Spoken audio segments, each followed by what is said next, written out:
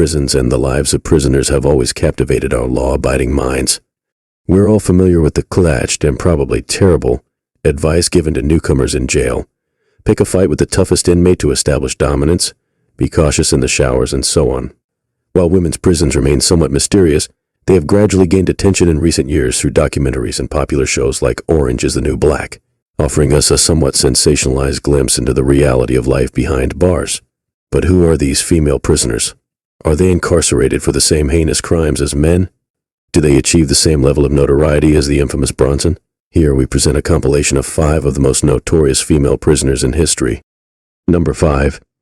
Janine Jones. Killers are undoubtedly some of the most deserving individuals to be incarcerated.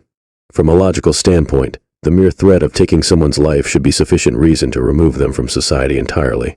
However, the act of killing a child takes this to a whole different level. This particular murderer, born in 1950, was a pediatric nurse from Texas.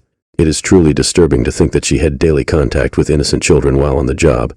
By administering various poisons to her victims, she mercilessly ended the lives of approximately 60 children. This horrifying pattern of behavior categorizes her as a serial killer. Initially, it seemed that justice was served when she was sentenced to 99 years in prison for the murder of Chelsea Ann McClellan. It appeared that she would spend the rest of her life behind bars. However, a shocking turn of events occurred when a mandatory release law was passed. This law allowed Jones to be considered for release after serving only a third of her sentence. This decision was met with disbelief and outrage. Fortunately, the truth about Jones and the additional deaths she caused came to light through extensive efforts. A jury, recognizing the severity of her crimes, ultimately decided that she should remain a prisoner for life. This decision was a relief to those who believed that justice should prevail and that she should never be allowed to harm another innocent life again. Number 4. Kathy Wood and Gwendolyn Graham.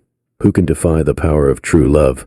The kind of love that drives you to commit heinous acts just to solidify your bond. When Graham and Wood, both dedicated aid workers at Alpine Manor, crossed paths, their relationship quickly spiraled into a passionate affair that ultimately turned into a series of murders. Wood confessed to taking the lives of 5 patients together, selecting them based on the first letters of their names in an attempt to spell out the word murder, believing it would forever unite them. Despite abandoning this twisted ritual, the killings persisted, proving that their macabre bond was futile. Eventually, the couple parted ways.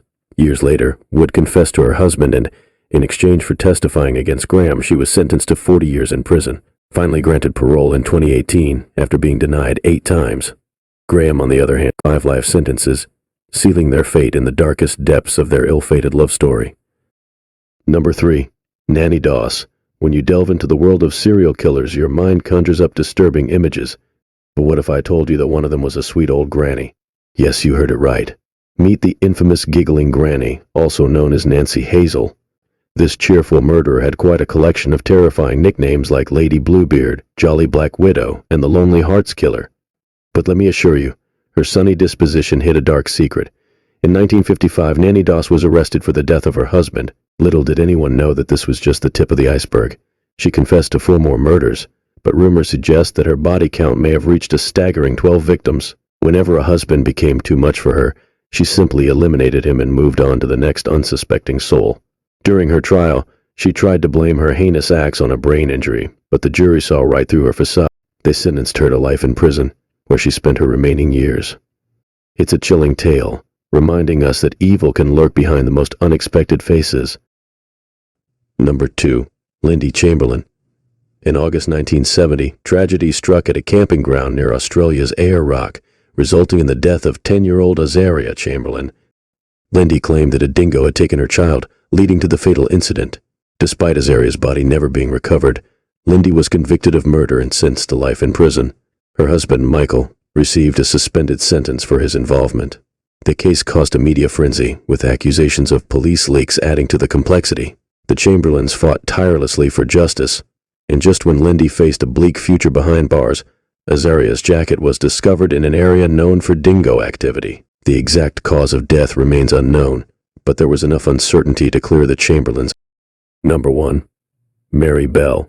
The world was left in utter shock when 10-year-old Mary Bell committed the unthinkable act of taking the lives of 2 innocent boys, aged 3 and 4. It seemed inconceivable that someone so young and innocent could be capable of such heinous acts. However, the truth was chillingly simple: psychopathy.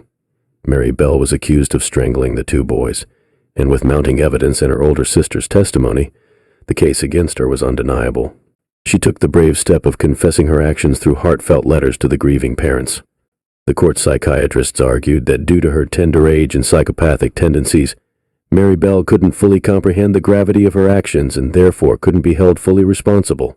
Consequently, she was convicted of manslaughter, and in a time when juvenile detention wasn't an option, she was sent to an adult prison. Remarkably, after 12 years of exhibiting good behavior, she was eventually released.